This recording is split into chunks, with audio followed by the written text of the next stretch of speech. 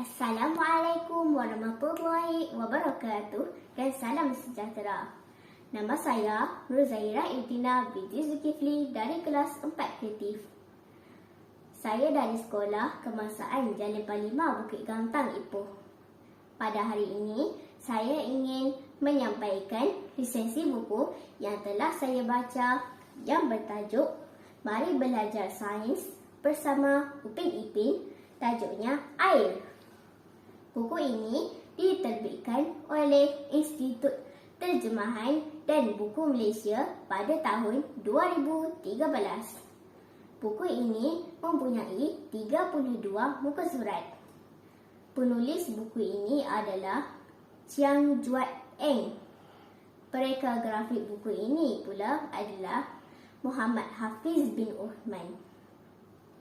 Buku ini menceritakan bahawa air adalah satu elemen yang sangat penting bagi kehidupan yang ada di atas muka bumi ini.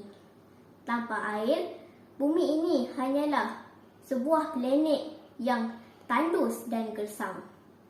Kesemua kehidupan yang ada di muka bumi ini memerlukan air untuk hidup.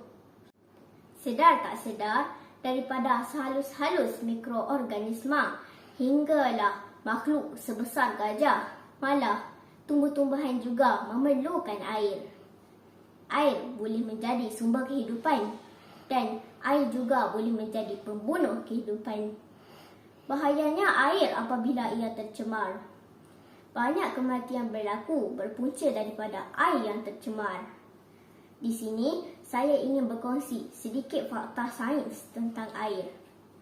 Air terdiri daripada dua jenis, iaitu hidrogen dan oksigen.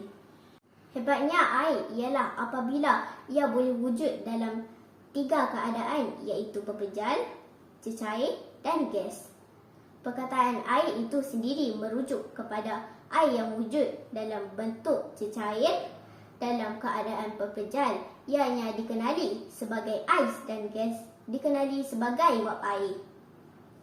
Air meliputi 70% daripada permukaan bumi. Air boleh membentuk apa sahaja mengikut bentuk berkas. Secara purata, 70% daripada badan manusia mengandungi air. 92% kandungan dalam darah adalah air. Buku ini juga menerangkan tentang pencemaran air.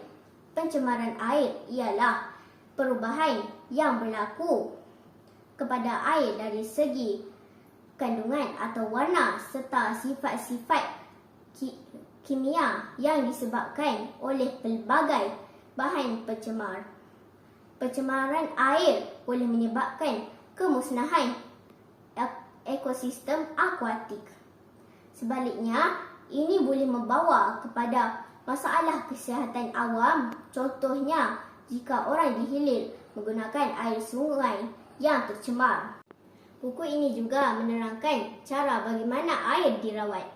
Rawatan air menjelaskan proses yang digunakan untuk membuat air lebih diterima untuk kegunaan akhir yang diinginkan. Ini termasuklah kegunaan sebagai air minuman, proses industri, perubatan dan banyak kegunaan lain. Tujuan semua proses rawatan air ialah untuk mengalihkan pencemaran yang ada pada air atau menurunkan kepekatan sebarang pencemaran supaya air menjadi sesuai untuk kegunaan air akhir yang diingini. Satu contoh kegunaan ialah mengembalikan air yang telah digunakan ke alam sekitar tanpa menyebabkan kesan ekologi yang buruk dan membahayakan kesihatan.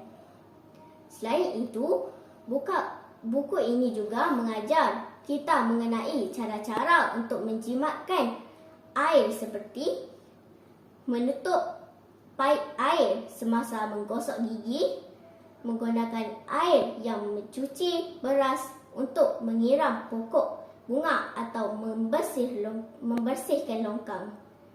Menutup paip air apabila tidak digunakan. Periksa saluran-saluran air yang ada di seluruh rumah kita. Jika ada paip yang rosak atau saluran yang bocor sekecil, mestilah segera diperbaiki. Menggunakan tangki tadahan hujan untuk menyimpan air hujan supaya dapat mengurangkan kos penggunaan air.